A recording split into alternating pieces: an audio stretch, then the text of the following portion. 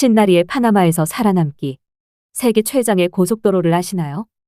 세계 최장의 고속도로.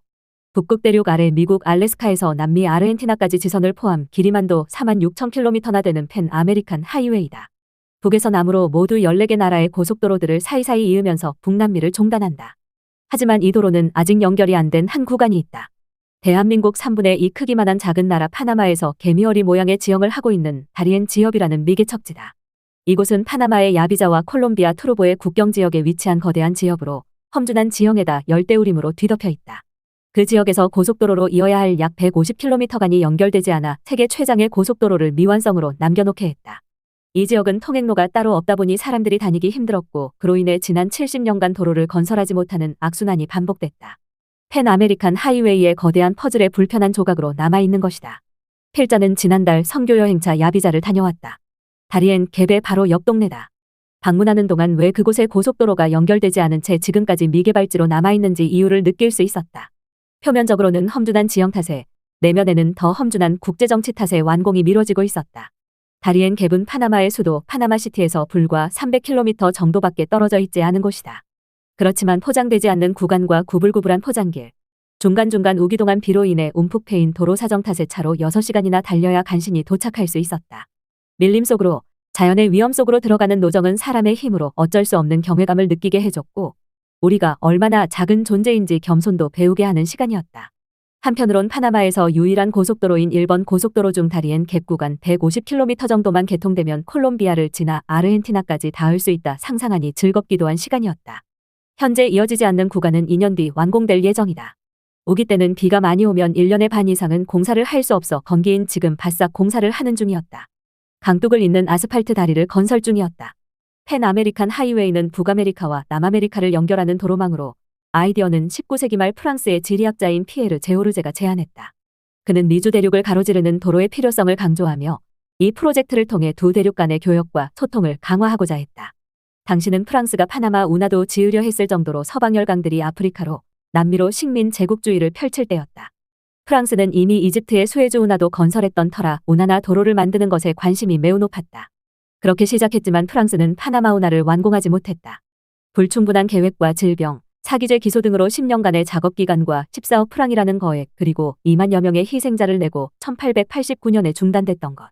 그러나 20세기에 들어서면서 미국이 세계 최강국으로 자리하게 되는 제1, 2차 세계대전 이후 미주 대륙 간 교역을 원활하게 하기 위해 도로망이 필요하다는 인식이 널리 퍼졌다. 팬 아메리칸 하이웨이의 본격적인 건설은 1960년대에 들어서면서다.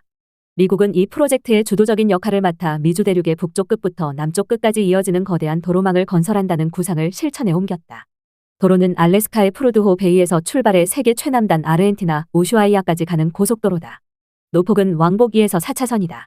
이 도로는 미주 대륙 14개국을 지나간다. 미국 알래스카에서 캐나다, 미국, 멕시코를 지나서 과테말라, 엘살바도르, 온두라스, 니카라과, 코스타리카, 파나마를 거쳐 남미 대륙의 서해안을 따라 콜롬비아, 에콰도르, 페루를 거친다. 이어 칠레에서 분기의 지선 한 가닥은 칠레 케온이 종점인 길이다. 또 한 지선은 아르헨티나를 지나 남미 대륙 끝인 우슈아이아에 이른다. 이 노선의 일부인 파나마 지역의 다리엔 갭 구간은 높은 산봉우리와 숲으로 우거진 정글에 가려져 있는 매우 험준한 곳이다. 건설이 지연된 표면적인 이유는 이처럼 험준한 지형 때문이지만 일각에서는 미국 탓을 하기도 한다. 미국이 콜롬비아 마약 조직이 활개치고 있는 만큼 고속도로가 세계 최대의 마약 생산국인 콜롬비아를 지날 경우 남미에서 북미로 이어지는 어마어마한 마약 밀수 루트가 만들어질 것을 걱정한 탓이라는 얘기도 있다. 또 미국으로 유입되는 중남미 난민들에 대한 우려도 있다. 육로로 중남미에서 미국으로 가려면 다리엔 갭을 반드시 지나야 한다. 험준한 지형 탓에 이 지역을 건너다 희생당하는 난민들이 끊이지 않는다. 파나마 정부의 자료에 의하면 매년 24만 명이 넘는 사람들이 다리엔 갭을 통과하는데 올해는 40만 명이 넘을 것으로 예상된다. 이들 중 20% 이상은 미성년자로 다리엔 갭을 점령하고 있는 마약 조직 등에게 통행료를 낸 뒤에 건너고 있다. 건너가다가 급류에 휘말리거나 독사, 독거미 등에 물려 생명을 잃기도 한다. 자신의 나라에서 삶의 터전을 잡지 못한 사람들이 아메리칸 드림을 꿈꾸며 이곳을 지나다가 죽음을 맞이하는 것이다. 미국 정부는 고속도로 연결 공사가 끝나면 더 많은 난민 관련 문제들이 일어날 것이라고 우려하고 있다. 미국의 속내도, 콜롬비아 마약 조직의 속내도 알 수 없지만 매년 수백 명의 생명을 앗아가는 험한 길이 이제는 진정한 꿈을 꿀 수 있게 도와주는 브릿지가 되었으면 좋겠다. 알래스카에서 시작된 이 길이 남미의 저 아래 아르헨티나까지 연결된다면 우리 같은 외국인들은 남미와 북미를 열심히 오가며 이국적인 여행을 할 수 있을 것이다. 하지만 중간중간 총으로 중무장한 무력 세력들을 만날 수도 있고 언어의 벽을 넘지 못하면 어떻게 될지 걱정도 무시할 수 없을 것이다. 많은 한국분들은 중국, 동남아, 유럽, 아프리카에 이어 중남미 배낭여행을 꿈꾸지만 중남미의 정치적 경제적 불안 때문에 쉽사리 결정을 내리지 못할 것이다. 필자는 지금부터 스페인어를 열심히 배우고 언젠가 은퇴 후 중남미 이곳저곳을 팬어메리칸 하이웨이를 타고 여행하는 상상을 해본다. 우유니 사막, 이과수 폭포, 칠레의 아름다운 자연, 칸쿤의 바닷가, 갈라파고스의 멋진 동식물들을 만날 것이다.